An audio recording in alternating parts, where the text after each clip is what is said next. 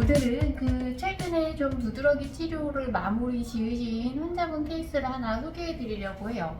이 케이스가 다른 두드러기 환자들에 비해서 조금 상당히 특이하다 이렇게 느끼는 케이스인데 요 분은 체질은 소음인이셨어요. 두드러기 환자분 중에는 소음인 비율이 조금 대체로 적은 편인데 그 이유는 두드러기의 발생 원인은 한의학에서 좀 열성이라고 잡고 있는 반면에 소음인이라는 체질은 대체로 좀 냉한 체질이어서 열이 강하게 유발되는 경우가 많지는 않기 때문이에요. 소음인도 스트레스가 오랜 기간 강하게 누적되고 하면 얼마든지 또 열이 쌓일 수 있고, 그래서 드물게는 열소음인이라고 부르는 체질도 구분을 하고 하기는 하는데 대체로 좀 냉한 사람들이 훨씬 분포가 많은 체질이다 보니까 열이 누적돼서 생기는 두드러기 분포가 좀 적은 거는 확실히 있습니다.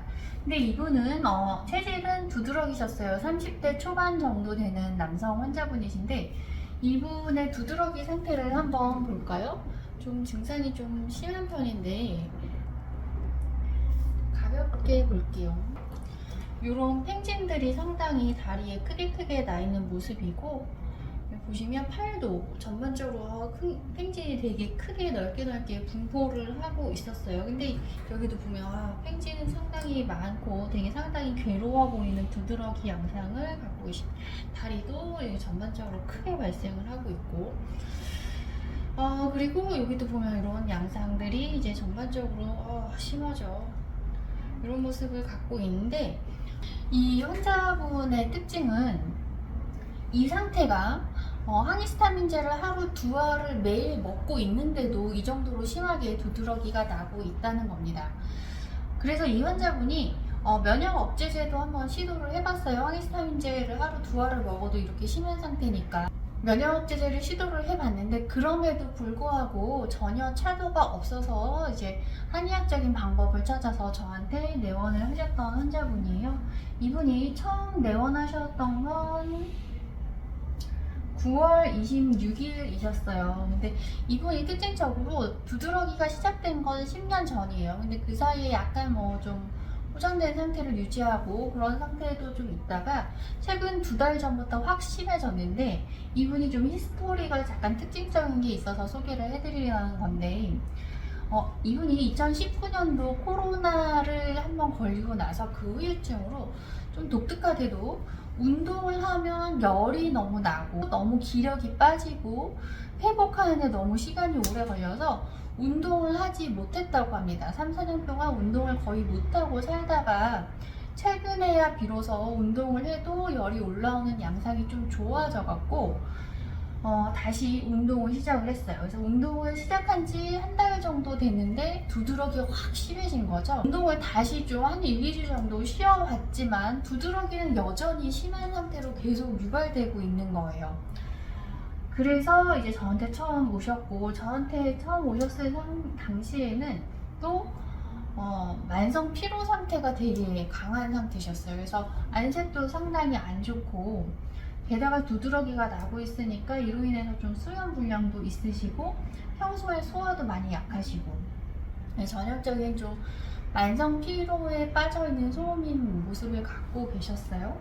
그래서 소음인이어도 어쨌든 뭔가 열을 해소하는 방향으로 치료가 먼저 들어가게 되어 있기 때문에 초기에는 그 소음인의 열을 해소하는 처방들을 많이 썼었는데 거기서 큰 차도가 없었어요. 그래서 이 환자분의 생활상을 좀 더 면밀히 들어보고 생활 속에서 어떤 날 더 심해지는지, 어떤 신체 활동을 했을 때 좀 더 두드러기가 심해지는지 그거를 좀 찬찬히 다시 해다 보니까 이분이 어떤 특정 신체 활동을 하고 나서 너무 피곤할 때 두드러기가 확 심해지는 모습, 그리고 항상 좀 만성 피로 상태 계속 좀 호소하고 계셨거든요.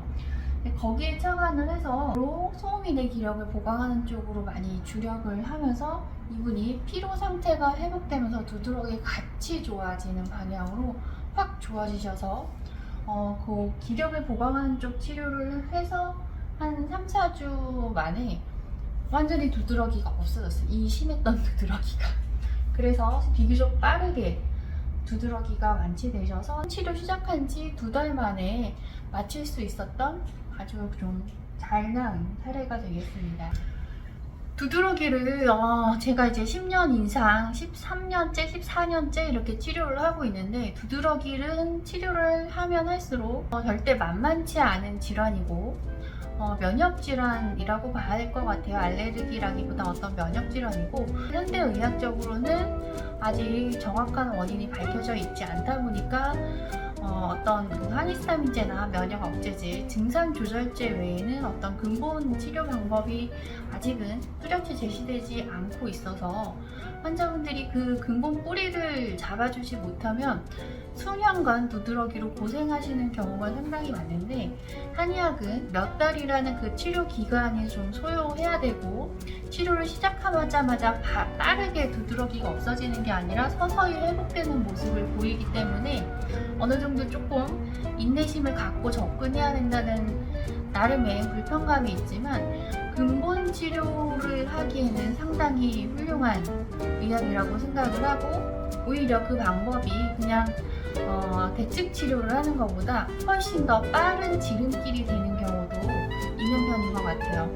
그래서 면역 억제제나 항히스타민제가 안 되면 다시 그제서야 이제 한의원을 찾아보시는 경우도 많은데, 그런 경우에 두드러기가 수년씩 지속되는 경우가 상당히 많기 때문에 초기에 좀 근본 치료를 고려해 보시는 것도 꽤 좋을 것 같습니다. 오늘 치료 사례는 이렇게 한번 마무리해 보도록 할게요.